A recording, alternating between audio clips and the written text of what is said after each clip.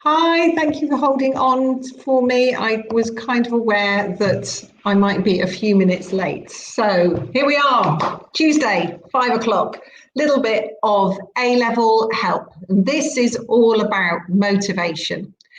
So hopefully I'm going to check my second screen just to make sure that everything is sharing properly, because completely failed on that last week. So we're going to be talking about motivation this week. And we are going to be talking about why or why not you may be feeling motivated about working. We're going to spend a little bit of time about understanding motivation. Now, I'm going to check because I'm pretty sure I haven't shared. Okay, I'm going to start again. Silly old Billy me. Silly old Billy me.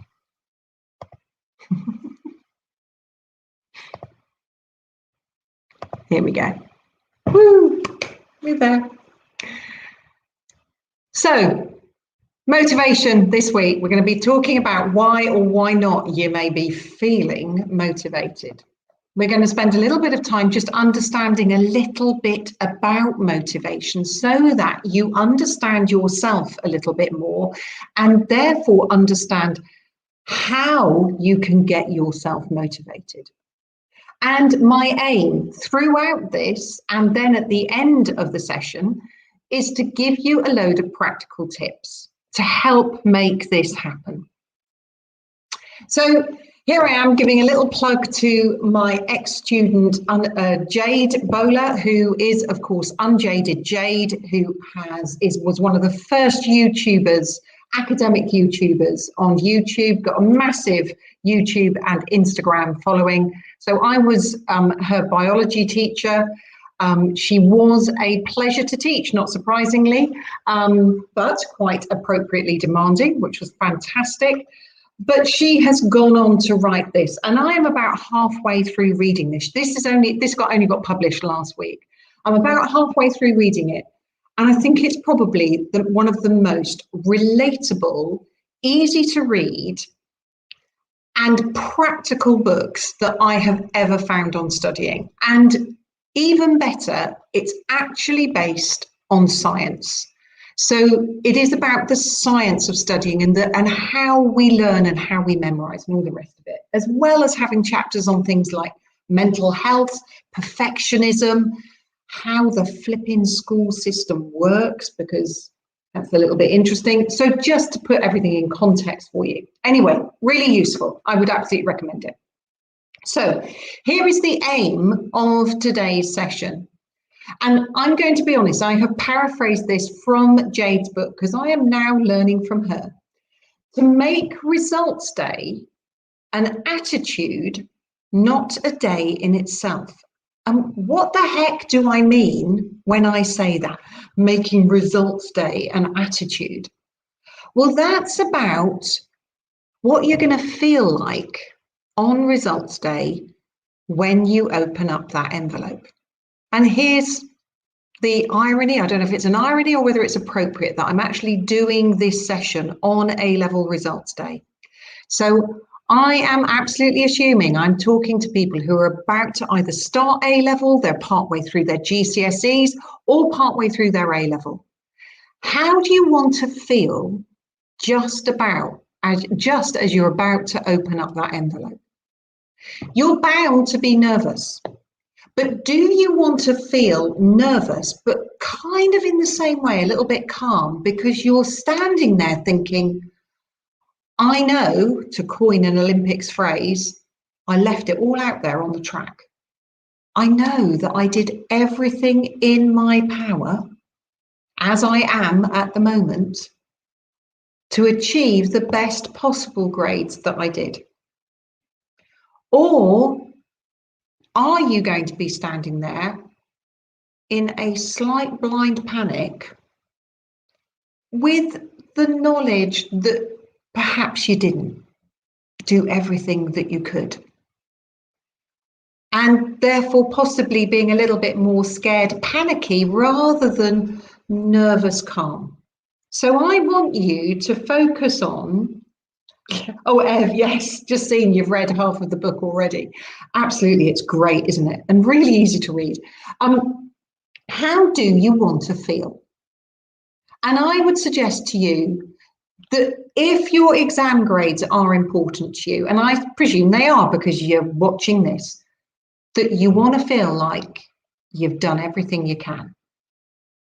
And if you've got this far and you're not actually feeling like exam grades are that important to you, here's the bummer of a truth, is that whether you like it or not, in our current day and age, grades largely, not completely, but largely determine your options.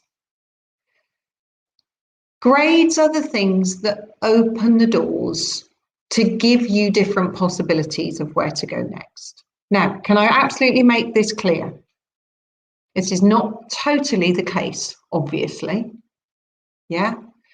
Clearly, and the other thing really important to say is that even though I'm saying grades give you choices, better grades give you more choices, those grades don't define you.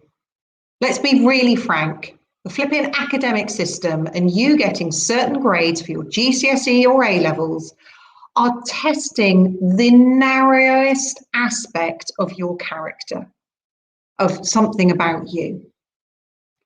They don't test so many different abilities that every single student has.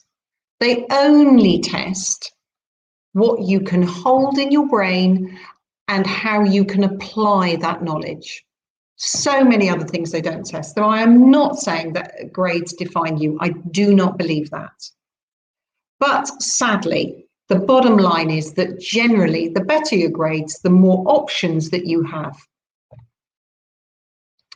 So first of all, so that's why I'm kind of, I think you probably know that you want to feel good on the exam or results day. And so we want that wanting to feel good on results day being part of kind of every day of your academic life. I know that sounds like a big ask, but bear with me. Every day of your academic life leading right up to that day itself. First of all, let's just recognize that there are some reasons why it might not be happening. And I just want to give some suggestions as to what you could do if any of these apply.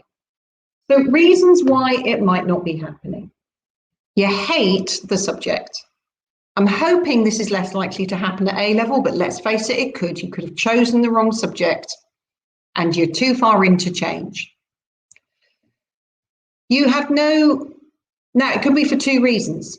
It could either be because the subject, and this is possibly more relevant at GCSE than at A level, but it's possible that the subject seems to bear no flipping relevance to your everyday life.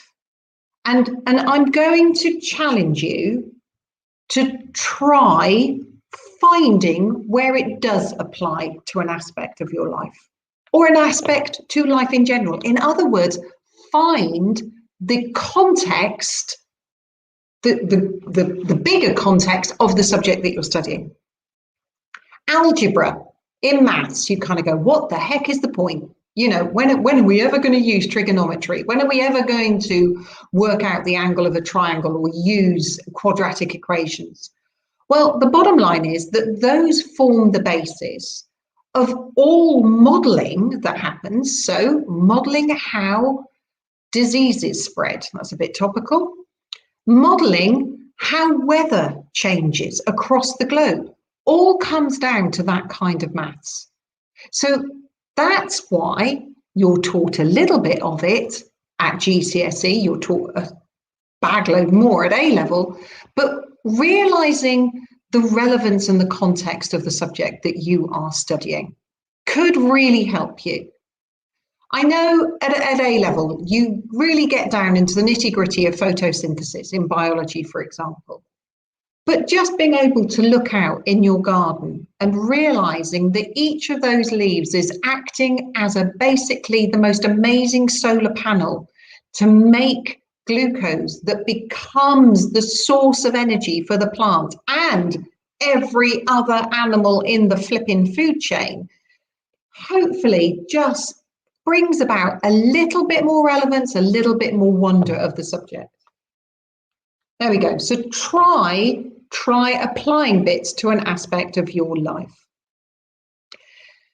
And if it's because you have started a subject and actually you're kind of going, I don't understand it, I'm completely lost, you know, that's why I'm hating it. I think it's a case, now here's the hard thing, is deciding to take some action. I'm not saying action to understand every last bit of it, but deciding to take action to understand it better. I really understand that's a big ask. But Jade talks about doing this in her book when she started A-level chemistry, absolute flipping nightmare, was getting nowhere, getting D's and U's for her end of topic tests. And she realized she had to take action. So went to our head of chemistry and actually said, right, I need to see you after school on a weekly basis to go through this stuff because I am not understanding any of it. Taking action, either seeing your teachers, using YouTube, finding a website where you can buy videos, if necessary, that actually enable you to understand it. Could be the best investment. And you're bound to be more interested in a topic, or far more likely to be more interested in a subject if you actually understand it. We're starting that virtuous circle upwards. The more you understand it, the more keen, the more interested you are, the more likely you are to want to study it. A virtuous circle as opposed to a vicious circle. Here's the next thing. Your friends are your greatest influencers. I remember when each of my children started at secondary school, the one thing I said to them was, be really careful who you make friends with, because those are the people who are going to influence you. And they're going to influence you probably more than we will as your parents, and certainly more than teachers will, because peer pressure is one of the most, this is one of the strongest pressures on students. So be aware that your friends are your greatest influencers, and they can be amazing if they have the same view of getting decent grades that you do. So here's the thing that you are going to have to think about. In class, and let's face it, in class is the first opportunity you have got to learn and absorb new concepts, new processes, new facts, the best you can. In class, you've got to make some decisions, and possibly even on a minute-by-minute basis. Is the priority going to be your friends in class, or is the priority going to be learning? And it's something that you need to think about, because friends are a massive, massive influence. And then the other thing that why it might not be happening is actually you're just in crap circumstances, and apologies for the slightly crude language. But I recognise that there are teachers out there that do not help your understanding, that don't teach well, that don't relate to students well. And that is a huge issue. I get that. I understand that there may be many of you who are not in ideal, lovely, middle-class home circumstances. You might not have a bedroom, you might not have a desk in your bedroom or a desk anywhere where you can actually study with an assurance of it being quiet and a good study space. Or you might have been brought up, you might have had the experience of never actually having to put self-discipline in place. That generally happens. Parents appropriately put discipline in place for children, but sometimes it doesn't happen. So I really appreciate that not everybody has the perfect circumstances to make studying easy. But what I want to say to you is if you are in a circumstance where, you know, it is not ideal, far from ideal. It is a case of, are you going to stop caring, or are you actually going to really kind of dig down and care more because you're actually in a disadvantaged place?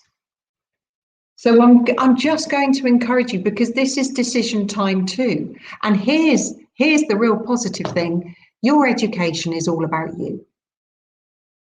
It's the one thing you can be really pretty selfish on, and it be the right decision.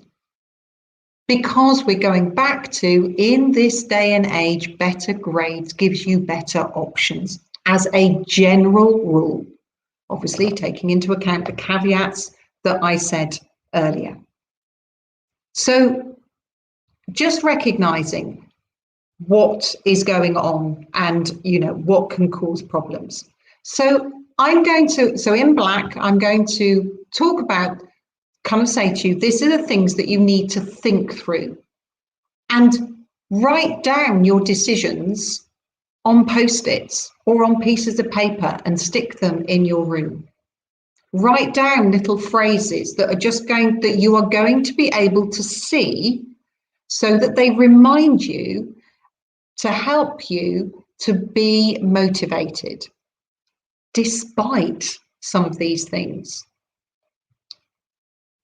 So here's one little thing. If, for example, you're sitting with friends, for whatever reason you feel like you can't pull yourself away from them, and you're kind of thinking, how do I just keep reminding myself that actually I'm in this classroom to learn? Silly little thing. How about writing RD on your pencil case, or on something else that you are going to see regularly? RD for results day.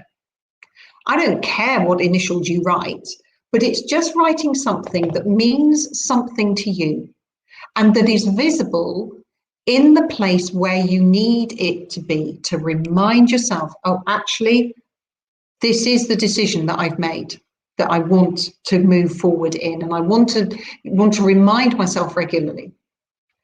What else could it be? It could be that you could, I don't know, wear some little, corded bangle, not jewelry, because it's probably not allowed in school, but something that every time you see it, kind of go, oh yeah, I'm wearing that. Or a simple ring, perhaps, if those are allowed. I'm wearing this because it is to remind me that my focus is to get the best grades that I can. Anything as little reminders, really useful. So here are my little, Post-its that you can stick up on your wall for the decisions that you have made. Use that. So now we're going to go on to talking about motivation and understanding it a little bit more and how it works. Here is the absolute bottom line. You are going to need to really think carefully about, why are you doing this? Why are you working towards getting decent grades? What are you going to get out of it? Is it because you want to be able to prove to yourself that you can do it? It's all about you, remember. It is all about you, and rightly so.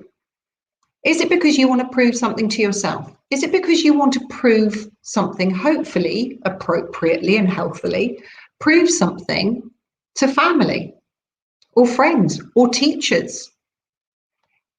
If that is something that is why you are working the way you are, absolutely hold on to it. Is it because you want to get certain grades so that you do have those ideal options that you are hoping for? The dream university or the dream course, whether it's GCSE, I've got to get my 7s so that I can go on to study the subjects that I want at A-level. Oh, I've got to get, I really want to get ABB or AAB in order to get onto the university course that I want to get onto. Work out why you're doing it. Absolutely essential. And then, how about making, and some of you will have heard this in my revision lesson, making what I call a future poster. Now, here's a future poster. Now, the crucial thing about a future poster is that, number one, it is visual. It is a poster because this is going to go up above wherever it is that you study. Whether if you have a desk, it goes above your desk. If you don't have a desk and you study sitting up on your bed, then it goes on the wall next to your bed or on the side of your bedside cabinet, somewhere where you are going to see it wherever it is that you work. Because the whole point of this is that this is a poster reminding you of where you want to be at the next stage in your life. Not when you're 40 or 50 and you kind of, I want to be a millionaire. I'm not talking about that. I'm talking about the next stage. So here am I've made a poster pretending that I am an A-level student and that my great desire is to get into the University of Southampton to do biology. Because the point of me, and here I've just picked off pictures off the University of Southampton website. I've picked out pictures from the aspects of the course that I'm really interested in. Notice that I have also picked out pictures that denote social activities that I'm really excited about getting involved in. And, including the student bar, inevitably. And also some of the buildings and the outside of the buildings with some students in it so that you can visualize yourself there. This is what you want. You want to visualize yourself, be able to visualize yourself at that next stage. And the other thing that I would absolutely do is put the exam grades that you need on the poster and then print it out and put it on your wall so that you see it. So that every time you sit at a desk, you sit at your desk, you sit in your bed, sit on your bed, ready to work, then that is there reminding you in a very visual way, no words to read, but reminding you why it is you are going to try and get some work done. We'll talk about ways of getting some work done in a minute. So, or writing out simply why you are doing this on a poster or a post-it note. So I know that Jade wrote on one of her post-it notes that she was doing this so that she could prove to herself that she was capable of certain things. Can't remember the exact wording. So notice that it doesn't matter. It's about why you are doing it. It's what is going to chime with you. It's going to really connect with you when you need to be able to sit down and work. Okay, next thing about motivation that we need to understand about a little bit. There are two types. One is intrinsic, it's called intrinsic motivation, basically coming from the inside. And that is you are learning just for the love of learning. Notice that this feeds back into what I was talking about earlier when it was like, if you hate a subject, part of the reason why you will either hate or maybe just not like a subject particularly is because you don't see its relevance. Notice that if you can realize a subject or a topic's relevance to your everyday life, then it is more interesting if it is relevant. So it might increase your intrinsic motivation for learning. The other type of motivation, yes, just for the love of learning. And here's your ultimate goal, that tests end up being positive experiences. I really know that sounds really bizarre.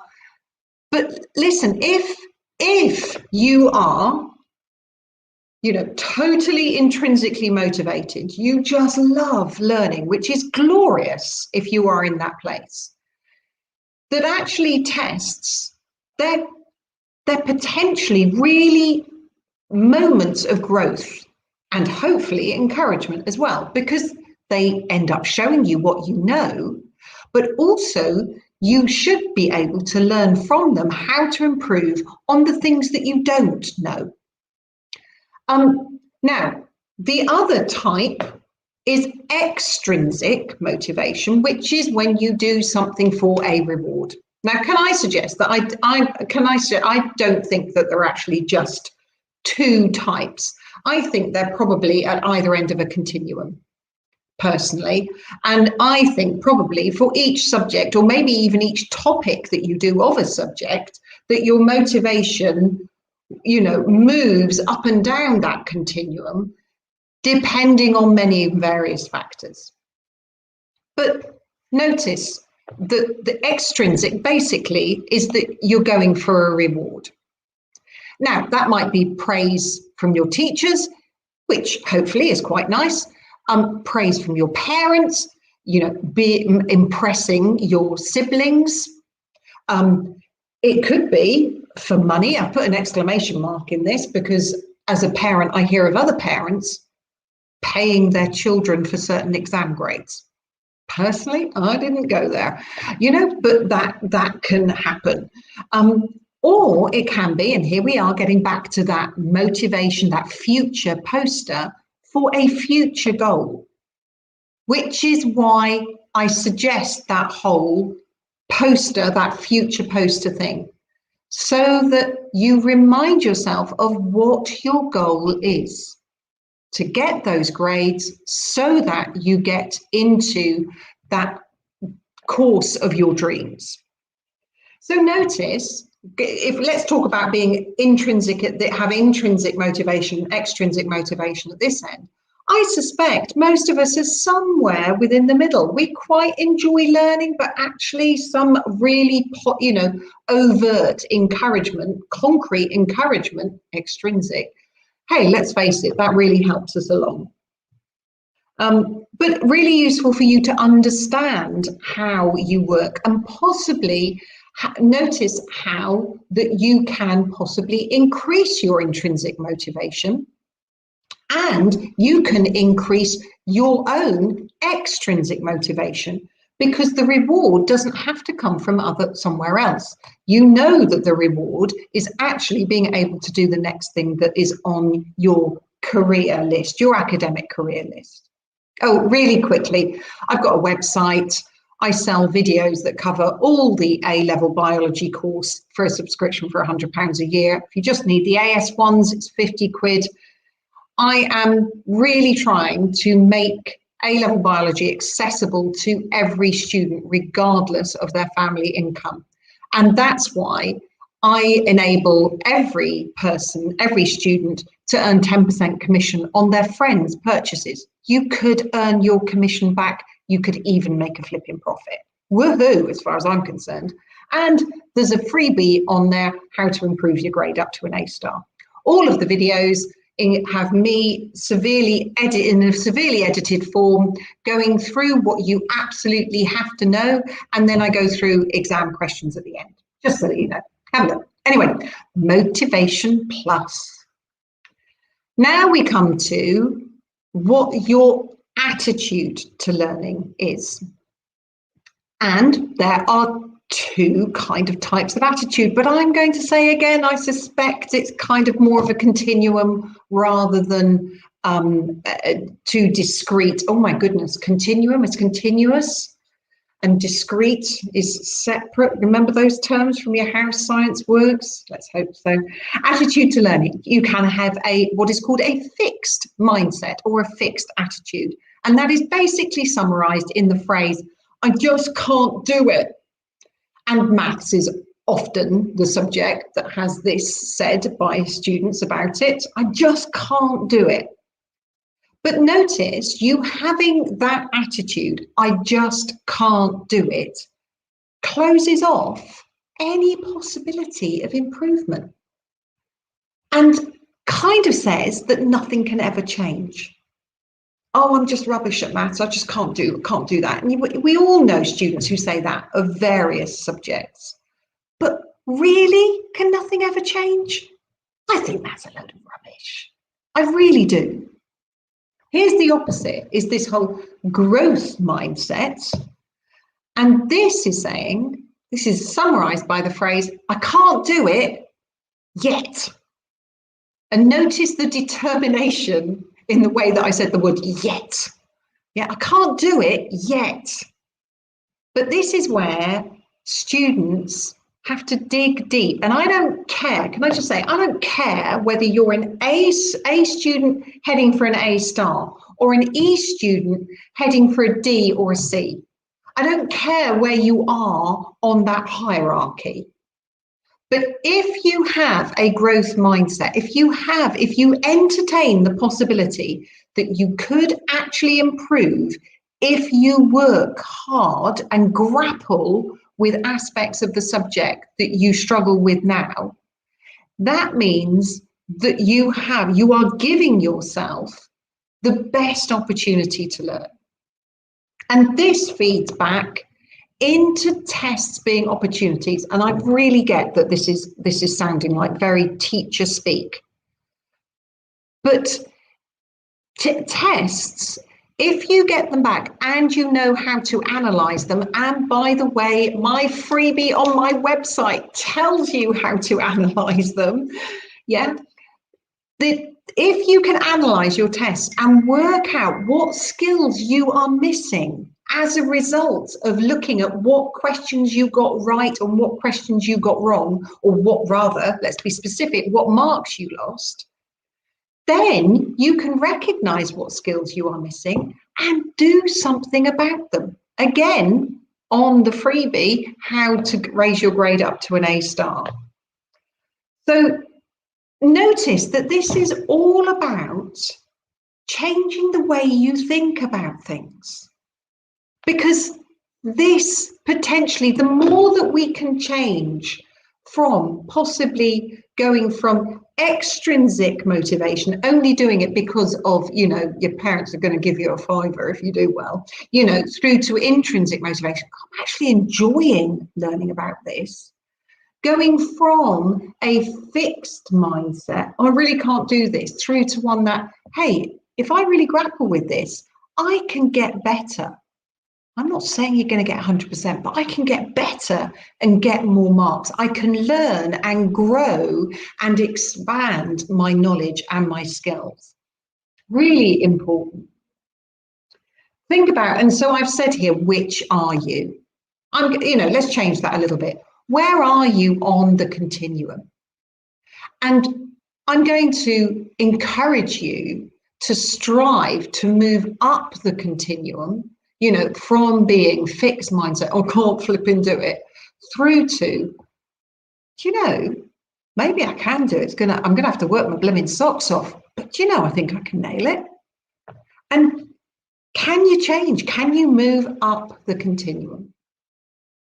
So great quote from Albert Einstein. I love this picture of him. It's not that I'm so smart, I just stay with problems longer. He did not grow up the brightest student in his class by any means. I mean, that's extraordinary, isn't it?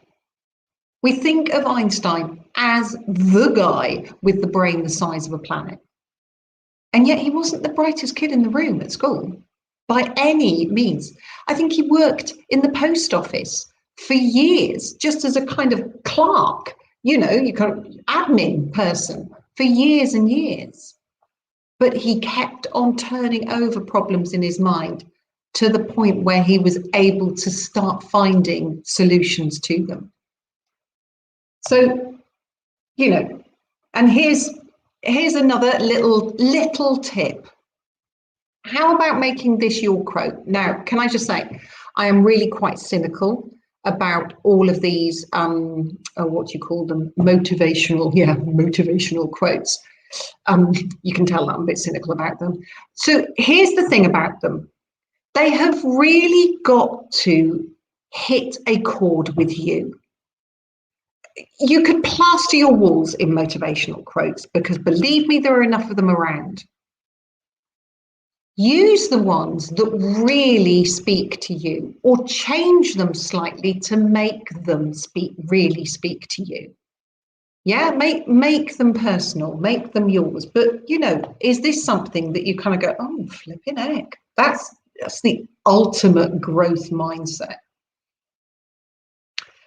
So here we go. This was the aim of the lesson, to make results day an attitude throughout your course, whether it be GCSE or A-level, not just the day at the end, because it's about how do you want to feel when you open up the envelope, when you see your results. Did you lay it all on the track, or did you not? This, having results day as an attitude rather than a day at the end of the course, is going to take daily, my goodness, even at times hourly choices in order to become a habit.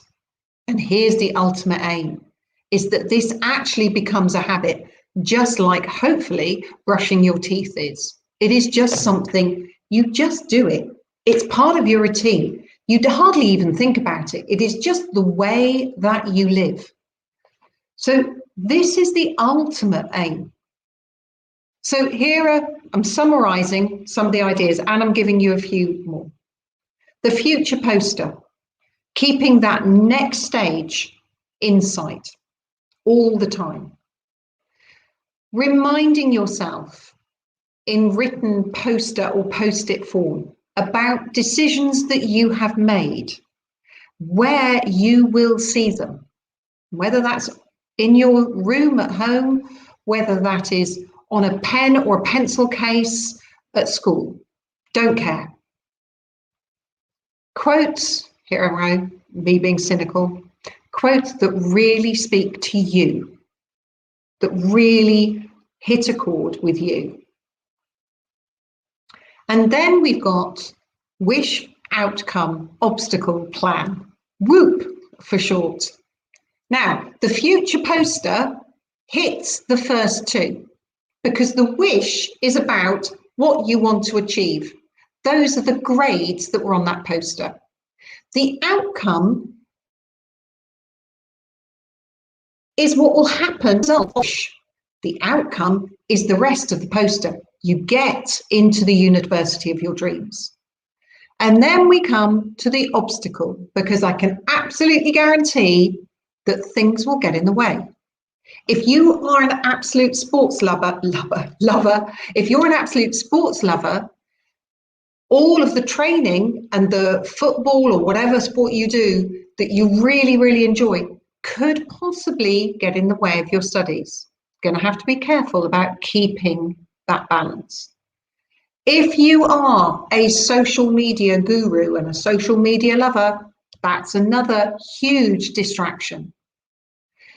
If, let's have a think, what else is it? You know, being a social animal, always you'd rather be chatting to people in family, chatting to friends, being with friends than doing the work. It's going to be an obstacle. So for each obstacle, have a plan as to what you're going to do when you hit the obstacle. So social media, put your phone underneath your pillow. Yeah, assuming that you're working on the other side of the room at a desk, yeah? Have simple plans that help you decide when it is right that you should be just focusing on academic work and not on things that can take up a huge amount of time. You will know them for yourself, so these have got to be personal things for you. Whoop. Wish, outcome, obstacle, plan. Recognize that they're going to hit and have a plan to get around them. And then how about how do I just get on with it? Yeah. So first one, I'm going to say, arrange your workspace. And I don't care whether you have to work, well, I do care, but you know, if you have to work on a tray or a piece of wood on your bed because you don't have a desk, then arrange for that. Have a large piece of hardboard or a tray on which you can work. Here's the thing, I would say, if you don't have your own desk and you have to work on your bed, Always have the rule that you are going to sit up and the pillow is going to be behind your back when you're working. You're never going to try working lying down. You're never going to try working lying on your front and scrolling. I can guarantee within 10 minutes you'll be asleep. But make your workspace the place that you know you're going to work. Whenever you sit down on the sofa in front of the telly, you know you're relaxing because you're about to watch the telly. Yeah, whenever you're in a kitchen next to the cooker, you know you're about to bake a cake or whatever. So the place and what happens are inextricably linked. Make that the case for where you are going to work and arrange that workspace as much as you can so that when you're there, everything is there ready for you to actually do what you need to do. A few bits of paper, pens, highlighters if you can manage them, post-its if you can manage them. Laptop, let's face it. Then talking about routine. This is like brushing your teeth. You don't brush your teeth because you enjoy it every day necessarily. You do it because it's actually totally become a habit. Science says that it takes about 2 or 3 weeks of daily repetition of a routine for it to become a habit, so that it actually feels weird if you don't do it. So try and make a basic routine. You know, if you know what time tea is, then kind of go, right, after dinner, I'm going to do, I don't know, 2 hours of work. If dinner's at 7, okay, I'm going to come home, I'm going to, you know, give myself a few bit of relaxation time, but I'm going to work between 6 and 7. Get an hour done before, you know, that kind of thing. Try and make a routine. And here's the real one that I think can potentially help you enormously, because it is the first 10 minutes of getting down to work that is the most difficult. So here's my little tip, the 10-minute rule. Set 10 minutes on your clock, turn off on your phone, turn off notifications, don't be distracted. Say, right, do you know, I'm just going to do 10 minutes. It's all I'm going to aim to do. I'm just going to get 10 minutes of really concentrated work done. Set the timer and don't let anything distract you for that 10 minutes. It's really likely you could make it 15 or 20, yeah? But here's the thing. By the time you've done that 10 or 15 or 20 minutes, almost certainly you've then a little bit got into the groove of what it is that you're trying to do. And then you'll find yourself working not for 10 minutes, but maybe for 30, 40, or even 50 minutes, because you're in the groove of what you want to do. So that is a really useful one, just to get yourself going. 10 or 15 minutes doesn't seem too long. Anything else is a bonus. If we're really struggling, it's a really good one to try. And I kind of hope that that has been useful. We've kind of talked about how motivation works. We talked about different kind of attitudes that we can have to work. And I hope that I've given you some practical tips to get you motivated and keeping that goal in sight, making results day an attitude rather than a day, because you want to feel when you open that envelope that you have laid it all out on the track. You've done the best you possibly can. And then whatever those grades are, you couldn't have done any better. I hope that has been helpful. If you've got any questions, tap them away now. But otherwise, I'm going to love you and leave you and let you get on with the rest of your evening. Lovely to see you guys. Hello to everybody who has joined on this live stream. And if you are in video land, I hope it's been useful for you too, you as well. Thanks, guys. I am going to see you again. Oh, I may not see you next week. Actually, I've got lots of other things going on next Tuesday, so I may not be around next Tuesday, but I will be the Tuesday after that. Any of you in GCSE, waiting for your GCSE results, I really hope that they go well for you, and see you in a couple of weeks' time. Hey, Julian, nice to see you. Bye. Thank you, Shri. Really lovely. Thanks. I hope I've got that right. Really appreciate the encouragement from you guys. It means a lot. It means a lot.